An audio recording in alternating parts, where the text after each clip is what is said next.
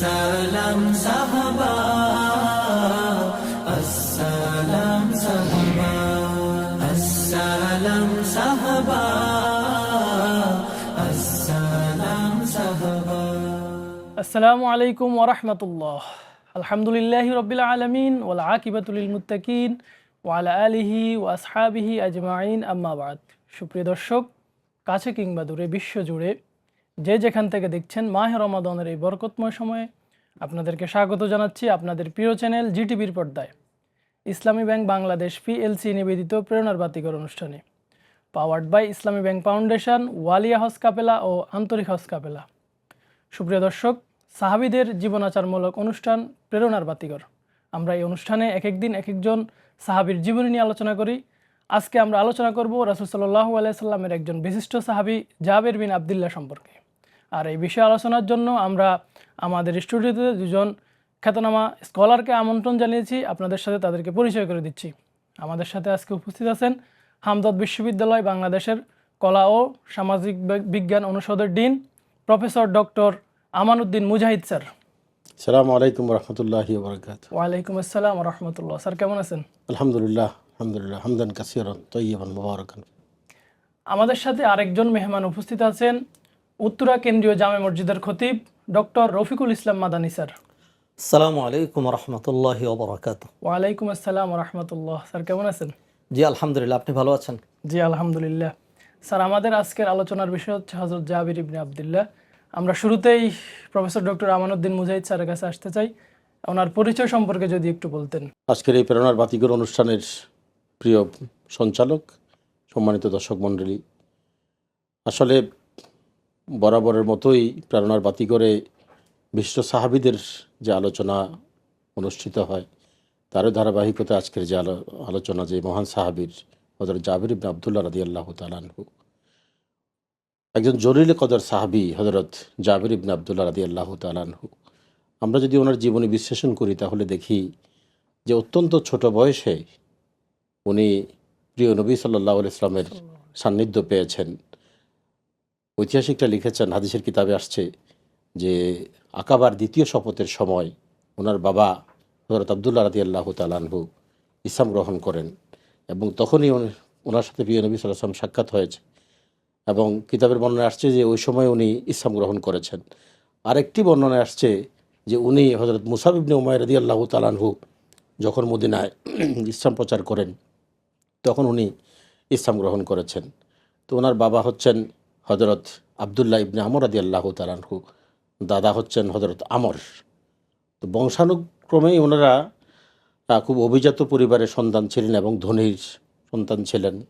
আমরা বিভিন্ন কিতাবের আওয়াতে দেখি যে ওনাদের বেশ কিছু বাগিচা এবং তখনকার সময়ে বেশ কিছু সম্পদ হযরত জাবির ইবনে আবদুল্লাহ রাদিয়াল্লাহু তাআলা আনহুর ছিল। তো 18 বছর বয়সে উনি ইসলাম গ্রহণ করেন, এটা আমরা বিভিন্ন রেওয়ায়েতে দেখতে পাই।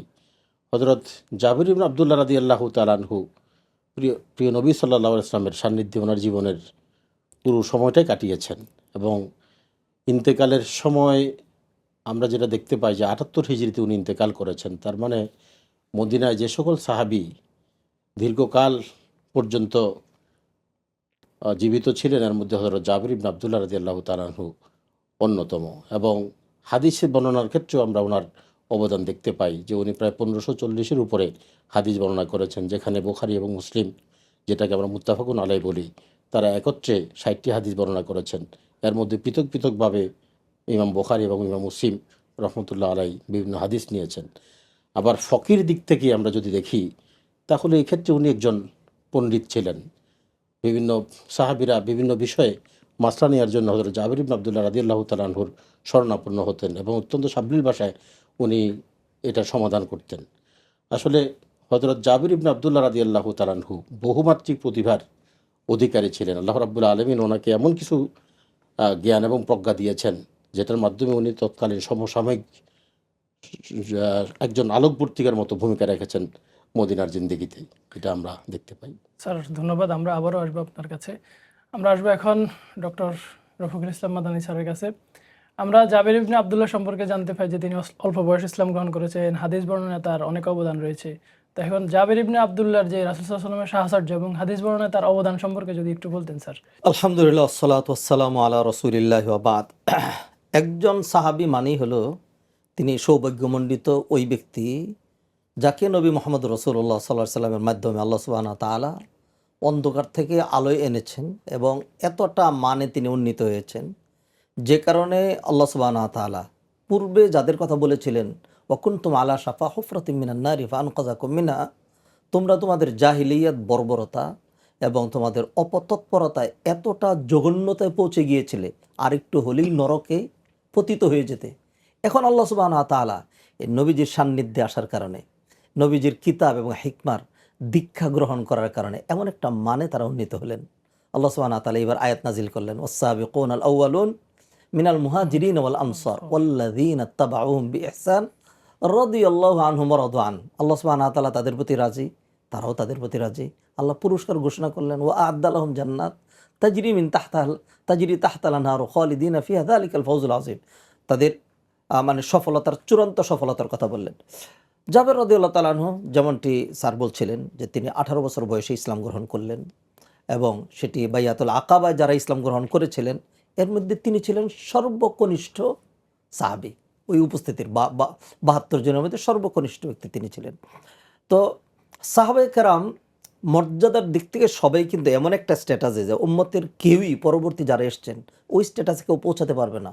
তবু হাদিসের রক্ষণাবেক্ষণ, হাদিস বর্ণনার ক্ষেত্রে আমরা যদি দেখি সেখানে আমরা দেখব সাহাবায়ে কেরামের মধ্যে কিন্তু তবাকাত রয়েছে। তবাকাত মানে পর্যায়, স্টেজ। হ্যাঁ, যেমন সবার উপরের যেই তবাকা অথবা পর্যায়, এটিকে বলে আল মুকসিরুনা মিনাস সাহাবা, যারা সর্বাধিক হাদিস বর্ণনা করেছেন। যেমন আবু হুরায়রা রাদিয়াল্লাহু তাআলা আনহু, যেমন মা আয়েশা রাদিয়াল্লাহু তাআলা আনহু, ঠিক এমন একজন হলেন জাবির ইবনে আব্দুল্লাহ আল বাজালি আল আনসারী রাদিয়াল্লাহু তাআলা আনহু। তিনি স্যারও বলেছেন এই কথাটি, তিনি 1540টি হাদিস তিনি বর্ণনা করেছেন। হ্যাঁ, এটা কিন্তু বিশাল সংখ্যক। আপনি দেখবেন আমরা সাহাবায়ে কেরামের মধ্যে আবু বকর রাদিয়াল্লাহু তাআলা আনহু, ওমর রাদিয়াল্লাহু তাআলা আনহু, তারপরে হলো ওসমান রাদিয়াল্লাহু তাআলা আনহু, আলী ইবনে আবি তালিব রাদিয়াল্লাহু তাআলা আনহু, তারা সবাই মিলে কিন্তু এতগুলো হাদিস বর্ণনা করেননি। হ্যাঁ, তো এটা কিন্তু ইলমের দিক থেকে, জ্ঞানের দিক থেকে এটা আলাদা একটা এক্সট্রা অর্ডিনারি দিক, যেটি জাবের রাদিয়াল্লাহু আনহু আমরা দেখতে পাচ্ছি। তার যে বর্ণিত হাদিসগুলো অসংখ্য কিতাবে এসছে, তার মধ্যে বুখারীতে কোনো সাহাবীর একটা হাদিস স্থান পাওয়া মানে এটা বিশাল। কারণ হলো যে তার সূত্রে, তার ছাত্রের মান বোঝায় এখানে। সাহাবীরা তো সবাই আদুল। হ্যাঁ, এটা তাদের বুখারীতে হাদিস না আসলেও সাহাবীদের মানের মধ্যে কোনো ঘাটতি নেই। কিন্তু তার ছাত্র যারা ছিলেন, হ্যাঁ, তাবেঈন ইমাম বুখারী পর্যন্ত, সেখানে আমরা দেখতে পাচ্ছি যে ইমাম বুখারী এবং ইমাম মুসলিম মিলে 56টি হাদিস নিয়ে এসছেন একসাথে, অথবা 60টি হাদিস এর মধ্যে, অথবা 160টি হাদিস ইমাম বুখারী সেখানে নিয়ে এসছেন আলাদা 26টা হাদিস, এবং ইমাম মুসলিম নিয়ে এসছেন 56টা হাদিস। তা সব কিছু মিলিয়ে যদি আমরা দেখি যে হাদিসের ক্ষেত্রে তার মানে বিশাল অবদান রয়েছে। এই হাদিসের জন্য তিনি মদিনা থেকে মক্কায় রিহলা করেছেন, তার শেষ বয়সেও ভ্রমণ করেছেন। তখন তার যাতায়াতের অবস্থা তো সুন্দর ছিল না, একটা হাদিসের জন্য তিনি মিশর পর্যন্ত গিয়েছেন। তো সেই জন্য মুহাদ্দিসিনে কারাম যারা ছিলেন পরবর্তীতে সাহাবায়ে কেরামের পরেও, তারাও কিন্তু হাদিসের জন্য রিহলা করতেন, ভ্রমণ করতেন। আর তিনি তো সাহাবী, এমনি নবীজি সাহচর্য পেয়েছেন বড় বড় সাহাবীদের থেকে, আবু বকর, ওমর, মুআয ইবনে জাবাল, তারপরে উবাই ইবনে কাব, এই ধরনের বড় বড় সাহাবী যারা আছেন, উবাই ইবনে কাব তার কথা বলেছে, আলী রাদিয়াল্লাহু তাআলা আনহু, তাদের থেকে তিনি হাদিস বর্ণনা করেছেন। হ্যাঁ, এবং তার থেকে অনেক কনিষ্ঠ সাহাবী তারাও হাদিস বর্ণনা করেছেন। যেমন হাদিস বর্ণনা করেছেন কিবারুত তাবেঈন, বড় বড় তাবেঈনরা অসংখ্য হাদিস বর্ণনা করেছেন। সেক্ষেত্রে আমরা বলতে পারি যে জাবির ইবনে আব্দুল্লাহ রাদিয়াল্লাহু তাআলা আনহু, তিনি যেমন সাহাবী ছিলেন, তিনি বড় আলেম ছিলেন, তিনি বড় ফকিহ ছিলেন, আর মুহাদ্দিস হিসাবে তো তিনি নিঃসন্দেহে মিনাল মুকসিরিন, অসংখ্য হাদিস বর্ণনাকারী ছিলেন। নবী মুহাম্মদ রাসূলুল্লাহ সাল্লাল্লাহু আলাইহি ওয়াসাল্লাম উম্মতের জন্য কিন্তু কল্যাণকর দুটি জিনিস, নাজাতের দুটো রক্ষা কবচ তিনি রেখে গিয়েছিলেন। একটি হলো কোরআন, আর একটি হলো সুন্নাহ। এই সুন্নার অন্যতম ধারক বাহক ছিলেন জাবির ইবনে আব্দুল্লাহ রাদিয়াল্লাহু তাআলা আনহু। স্যার, আপনাকে অসংখ্য ধন্যবাদ। আমরা আবারও আপনার কাছে আসবো। আমরা এখন প্রফেসর ডক্টর আমানুদ্দিন মুজাহিদ স্যারের কাছে। জাবির ইবনে আব্দুল্লাহ রাসূলের সাহচর্য ছিলেন। ইসলাম গ্রহণের পরে তিনি সকল যুদ্ধে অংশগ্রহণ করেছেন। তো তার যুদ্ধে অংশগ্রহণ সম্পর্কে যদি একটু বলতেন স্যার। জি, ধন্যবাদ আপনাকে। আসলে হযরত জাবির ইবনে আব্দুল্লাহ রাদিয়াল্লাহু তাআলা আনহুর যুদ্ধে অংশগ্রহণের বিষয়ে আমরা কিতাবে যা দেখতে পাই সেটি হচ্ছে উনি বদর এবং উহুদ যুদ্ধে অংশগ্রহণ করতে পারেন নাই। তো এর মধ্যে উহুদের যুদ্ধে ওনারা ওনার যে বোনরা ছিল, ওনার বাবা ওনাকে বললেন যে তুমি তোমার বোনদের, যেহেতু 7 বোন, তোমার বোনদের রক্ষণাবেক্ষণের জন্য তুমি বাড়িতে থাকো, আর যুদ্ধের ডাকে, প্রিয় নবী সাল্লাল্লাহু আলাইহি ওয়াসাল্লামের ডাকে আমাকে রেখে আমি তোমাকে অগ্রাধিকার দিতে পারি না। এটা হযরত আব্দুল্লাহ রাদিয়াল্লাহু তাআলা আনহুর বক্তব্য ছিল। তো এই কারণে উনি ওই সময় যেতে পারেননি। পরবর্তীতে উনি যে যুদ্ধে না যাওয়ার ব্যাপারে ওনার মধ্যে একটা আফসোস ছিল যে আমি ওদের যুদ্ধে অংশগ্রহণ করতে পারিনি। পরবর্তীতে জাতুর রিকা যে অভিযান, যে যুদ্ধ, সেখান থেকে ফেরার পথে প্রিয় নবী সাল্লাল্লাহু আলাইহি ওয়াসাল্লামের সাথে ওনার একটা ঘটনা ঘটে। সেটি হচ্ছে যে ওনার ওট অন্যদের সাথে পেরে উঠছিল না। যাতায়াতের ক্ষেত্রে ওনার ওট বারবার পিছনে পড়ে যাচ্ছিল। তো প্রিয় নবী সাল্লাল্লাহু আলাইহি ওয়াসাল্লাম এটা অবলোকন করলেন, খুব কাছে এসে বললেন যে জাবের কি হলো? তো বললো যে ইয়া রাসূলুল্লাহ সাল্লাল্লাহু আলাইহি ওয়াসাল্লাম, আমি তো পেছনে পড়ে যাচ্ছি, আমার কাফেলার বাকি সবাই তো সামনের দিকে চলে যাচ্ছে। প্রিয় নবী সাল্লাল্লাহু আলাইহি ওয়াসাল্লাম বললেন, হাদিসের কিতাবে আসছে যে তুমি যে কোনো গাছের জি 2টা ডালা ছিঁড়ে নিয়ে আসো। জি প্রিয় নবী সাল্লাল্লাহু আলাইহি ওয়াসাল্লাম ওই 2টো ডালা দিয়ে বা একটি দিয়ে জাবের রাদিয়াল্লাহু তাআলা আনহুর উটকে একটু খোসা দিলেন। এরপরে ওই উট অন্য কাফেলার অন্য সব উটকে অতিক্রম করে মদিনায় চলে আসলেন। আসার পরে প্রিয় নবী সাল্লাল্লাহু আলাইহি ওয়াসাল্লাম এবার ওই উটটিকে কিনতে চাইলেন। জি 1 দিরহাম, 1.5 2 দিরহাম। তো প্রিয় নবী সাল্লাল্লাহু আলাইহি ওয়াসাল্লামকে বললেন, জাবের রাদিয়াল্লাহু তাআলা আনহু বললেন, ইয়া রাসূলুল্লাহ, 1 দিরহাম আর 2 দিরহাম দিয়ে তো উট কেনা যায় না। এরপরে প্রিয় নবী সাল্লাল্লাহু আলাইহি ওয়াসাল্লাম 40 দিরহাম দিলেন। অন্য এক বর্ণনায় আসছে 1 উকিয়া স্বর্ণ দিলেন। হযরত বেলাল রাদিয়াল্লাহু তাআলা আনহুকে পাঠালেন, স্বর্ণ দেয়া হলো এবং 40 দিরহাম দেয়া হলো ওট। প্রিয় নবী সাল্লাল্লাহু আলাইহি ওয়াসাল্লাম তাকে ওটও ফেরত দিলেন এবং ওই 1 উকিয়া স্বর্ণ বা 40 দিরহাম সেটাও দিলেন। হযরত জাবের রাদিয়াল্লাহু তাআলা আনহু তার স্ত্রীকে বললেন যে প্রিয় নবী সাল্লাল্লাহু আলাইহি ওয়াসাল্লাম আমাকে এটা দিয়েছেন। স্যার, আপনাকে অসংখ্য ধন্যবাদ। আমরা আবারও আপনাদের থেকে শুনবো। সুপ্রিয় দর্শক, সময় হলো একটি বিরতির পর আমরা আবারও ফিরে আসবো। ততক্ষণে আমাদের সাথে থাকুন। সুবহানাল্লাহি ওয়া বিহামদিহি, সুবহানাল্লাহিল আযীম। সালাম সাহাবা। সুপ্রিয় দর্শক, বিরতির পর আবারও ফিরে এলাম। আপনারা দেখছেন ইসলামী ব্যাংক বাংলাদেশ পিএলসি নিবেদিত প্রেরণার বাতিঘর অনুষ্ঠান, powered by Islami bank foundation, ওয়ালিয়া হজ কাফেলা ও আন্তরিক হজ কাফেলা। সুপ্রিয় দর্শক, বিরতির পূর্বে আমরা আলোচনা করছিলাম রাসূল সাল্লাল্লাহু আলাইহি সাল্লামের একজন জলিলুল কদর সাহাবী জাবের ইবনে আব্দুল্লাহ সম্পর্কে। আমরা এখন আসবো আমাদের মেহমান ডক্টর রফিকুল ইসলাম মাদানী স্যারের নিকট। জাবের ইবনে আব্দুল্লাহর পিতার মৃত্যুর পরে তিনি তার কাঁধে কিছু দায়িত্ব আসে, যেমন বিবাহ বন্ধনে আবদ্ধ হওয়া, বন্ধের প্রতি পালন করা। এ সম্পর্কে যদি একটু বলতেন স্যার। দেখুন, জাবের ইবনে আব্দুল্লাহ রাদিয়াল্লাহু তাআলা আনহু পিতার অত্যন্ত অনুগত সন্তান ছিলেন। যেমন ছিলেন সুযোগ্য একজন ভ্রাতা, বোনদের প্রতিপালক এবং রক্ষণাবেক্ষণকারী এবং সুযোগ্য একজন বড় ভাই। জাবের ইবনে আব্দুল্লাহ রাদিয়াল্লাহু তাআলা আনহু তিনি বদর এবং উহুদে অংশগ্রহণ করতে পারেননি, এটি তার পিতার কারণে। জাবের ইবনে আব্দুল্লাহ রাদিয়াল্লাহু তাআলার পিতা উহুদের যুদ্ধে শাহাদাত বরণ করেন। তিনি অনেক বেশি ব্যথিত হন এবং উহুদের যুদ্ধে প্রথম পর্যায়ে কিন্তু তিনি শাহাদাত বরণ করেন।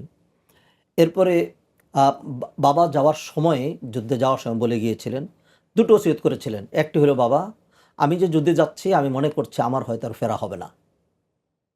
সেক্ষেত্রে তুমি 2টি দায়িত্ব পালন করবে। একটা হলো, আমার অনেকগুলো ঋণ রয়েছে, আমার ঋণটা তুমি পরিশোধ করবে। আরেকটি হলো, আমার 9টা মেয়ে, স্যার বলেছেন 7টি মেয়ের কথা, 2টো বর্ণনা এসছে।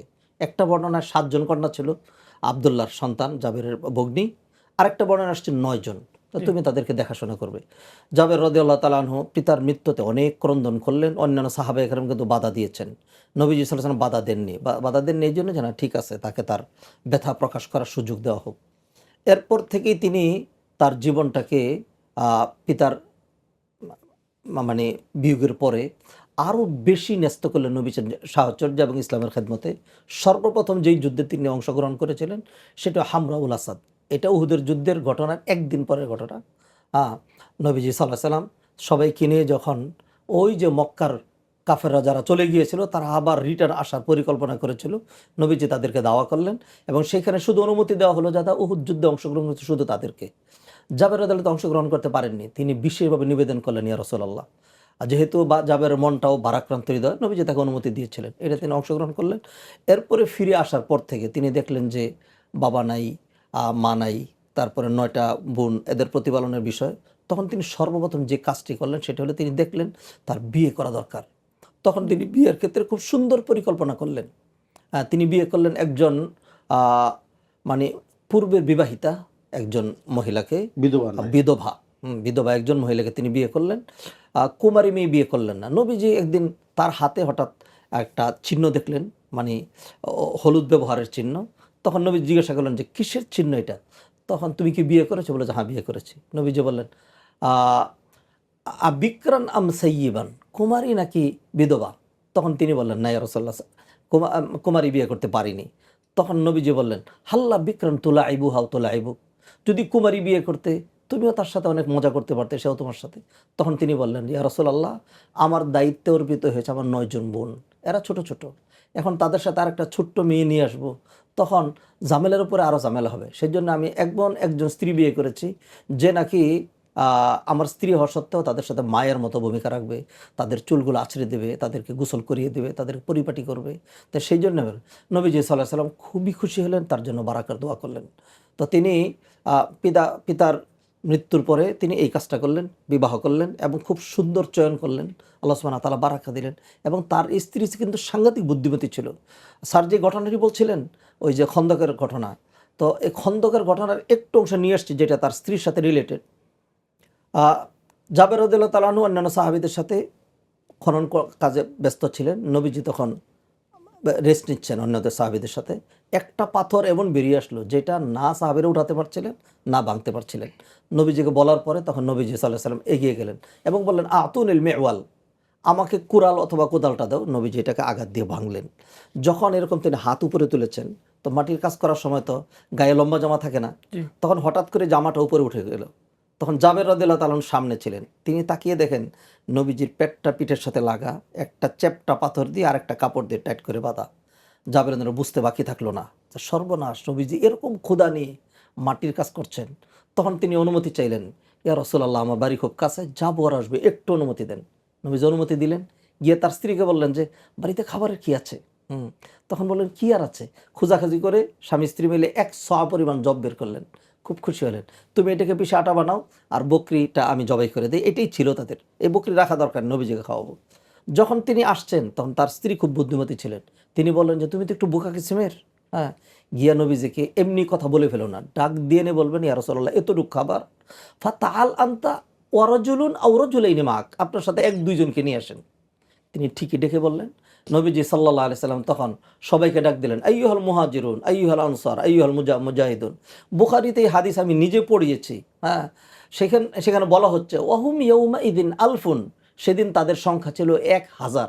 হ্যাঁ, জাবের রাদিয়াল্লাহু তাআলা আনহুর চেহারায় যেই মানে নূরান্বিত হয়েছিল, এটা এখন মানে মানে সেই নূরটা চলে গেল। তিনি মানে আকাশ থেকে বললেন, যখন আমি তো লজ্জিত হব। যাই হোক, নবীজি সাল্লাল্লাহু আলাইহি সাল্লাম বুঝলেন, বললেন যাবেন তুমি তাড়াতাড়ি বাড়িতে যাও, গিয়ে বলবা যে পাতিলের ঢাকনা যেমন আছে এমনই থাকবে, তোমার স্ত্রীর কোনো কাজ নেই, হাত্তা আতিকুম। তিনি তার স্ত্রীকে বলার পরে তো তার স্ত্রী বললেন, আমি যা বলেছিলাম তুমি কি নবীজিকে বলেছিলে? বলে যে হ্যাঁ বলেছি। বলে তাহলে চিন্তা করো না। এরপর নবীজি আসলেন, বারাকার দোয়া করলেন, 1000 মানুষ খাওয়া দাওয়া করতে পারলেন ঠিকই। এরপর আল্লাহ সুবহানাহু ওয়া তাআলা বারাকা দিলেন। এইভাবেই তার পিতার মৃত্যুর পরে জাবের রাদিয়াল্লাহু তাআলা ইসলামের প্রতিটি স্তরে, যুদ্ধক্ষেত্রে, প্রতিপালনে, তার বাবার ঋণ পরিশোধ করার ক্ষেত্রে এবং অন্যান্য সকল কিছুতে গুরুত্বপূর্ণ ভূমিকা রেখেছেন। স্যার আপনাকে অসংখ্য ধন্যবাদ। আমরা প্রফেসর ডক্টর আমানুদ্দিন মুজাহিদ স্যারের নিকট আসতে চাই। জাবের ইবনে আব্দুল্লাহর মৃত্যু সম্পর্কে যদি একটু সংক্ষেপে বলতেন। হাদিসের কিতাবে আমরা যেটা দেখতে পাই, জাবির আব্দুল্লাহ রাদিয়াল্লাহু তাআলা আনহু 78 হিজরিতে উনি ইন্তেকাল করেন। এবং আমরা প্রথমে বলেছি যে মদিনায় যে সকল সাহাবী দীর্ঘকাল পর্যন্ত জীবিত ছিলেন, এর মধ্যে হযরত জাবির ইবনে আব্দুল্লাহ রাদিয়াল্লাহু তাআলা আনহু অন্যতম। তো এর মধ্যে একটা বেশ কিছু বিষয় আছে যে তখন হাজ্জাজ ইবনে ইউসুফের শাসনকাল চলছিল। তো হাজ্জাজ ইবনে ইউসুফের বিভিন্ন অত্যাচারে অতিষ্ঠ হয়ে উনি মানসিকভাবে খুব ভেঙে পড়েন। এক পর্যায়ে উনি খুব রোগাক্রান্ত হয়ে যান এবং ওনার দৃষ্টিশক্তি হারিয়ে যায়। তো উনি মাঝে মধ্যে আফসোস করতেন যে আমি যদি এই দুঃশাসন থেকে যদি আল্লাহ আমাকে মুক্তি দিতেন, আমি চোখের কারণে দেখতে পাচ্ছি না, কিন্তু আমার দেহ যেহেতু এই ধরা এখনও আজ বিদ্যমান আছে, আমি তো এই দুঃশাসন থেকে মুক্ত নই, আল্লাহ যদি আমাকে এই দুঃশাসন থেকে মুক্ত করতেন তাহলে আমার আরও ভালো হতো, এবং খুব আফসোস করতেন উনি হাজ্জাজ ইবনে ইউসুফের ওই সমসাময়িক দুঃশাসনে। তো এর মধ্যে তখনকার যে সময় যে ঘটনাগুলো ঘটে আমরা জানি যে সিফিনের যুদ্ধে হযরত আলী রাদিয়াল্লাহু তাআলা আনহুর পক্ষে উনি ভূমিকা রাখেন, এবং ওই সময় বেশ কিছু ঘটনা প্রবাহে ওনার ভূমিকা ছিল। তো যা হোক, এক পর্যায়ে উনি অসুস্থ হন এবং ৭৮ হিজরিতে উনি ইন্তেকাল করেন। স্যার ধন্যবাদ। আমরা ডক্টর রফিকুল ইসলাম মাদানী স্যারের কাছে আসবো একদম সংক্ষেপে। জি, ওনার জীবনী থেকে আমাদের জন্য শিক্ষা একটু ছোট্ট করে যদি বলতেন। বহুবিধ শিক্ষা। জাবের রাদিয়াল্লাহু তাআলা আনহু তার বিভিন্ন দিকে সম্পর্ক ছিল। যদি নবীজির সাথে বলি তাহলে তিনি যোগ্য একজন ছাত্র ছিলেন। নবীজির হাদিসগুলো এমনভাবে সংরক্ষণ করেছিলেন, এলেমকে এত গুরুত্ব দিয়েছিলেন যে তিনি ১৫০০-এর বেশি হাদিস তিনি পৌঁছেছেন। যদি সন্তান হিসাবে বলি তাহলে পিতার যোগ্য একজন সন্তান ছিলেন, বড় ঋণের বোঝা তিনি রেখে গিয়েছিলেন। তার বাবার সমুদয় ঋণ তিনি ১ বছরের মধ্যে আদায় করে দিয়েছিলেন। আর যদি একজন বড় ভাই হিসাবে দেখি তাহলে ৯ জন বোনের দায়িত্ব এমনভাবে নিয়েছিলেন, সেই ক্ষেত্রে তিনি তার জীবনের আনন্দ ফুর্তিকে উপেক্ষা করে কুমারী বিবাহ না করে বিধবা বিবাহ করেছিলেন। আর স্বামী হিসেবে যদি বলি তাহলে স্ত্রীর সাথে তার এমন আচরণ ছিল, নিজের সকল কাজে সহযোগিতা করতেন। একজন মুজাহিদ হিসেবে যদি বলি তাহলে সকল যুদ্ধক্ষেত্রে তিনি বলেছেন, গাজাউতু মান নবী সাল্লাল্লাহু আলাইহি ওয়াসাল্লাম সাবআতা আশারা গাজওয়া, আমি নবীজির সাথে সক্রিয় ১৭টা যুদ্ধে অংশগ্রহণ করেছি। অতএব জাবের রাদিয়াল্লাহু তাআলা আনহু তিনি ছিলেন একটা ডায়মন্ড।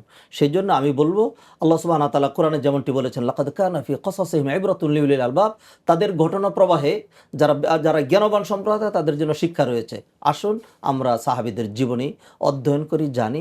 জাবের ইবনে আব্দুল্লাহ রাদিয়াল্লাহু তাআলার জীবনটাকে যদি আমরা ভাবি, অনুধাবন করি, পড়াশোনা করি, তাহলে অবশ্যই সেখান থেকে আমরা অনেক কিছু পাবো। আনফরচুনেটলি বলতে হচ্ছে, আমাদের ছেলেপুলে মুসলিম উম্মার বর্তমানে যারা রয়েছেন তারা কিন্তু বিভিন্ন স্টারের, বিভিন্ন খেলোয়াড়ের, বিভিন্ন নায়ক নায়িকাদের বিষয়ে অনেক ভালো জানে, কিন্তু যদি জাবের ইবনে আব্দুল্লাহ আল আনসারী বলা হয় তারা কিন্তু চিনবে না। অনেকে ইমাম আবু হানিফার নামটা পর্যন্ত জানে না।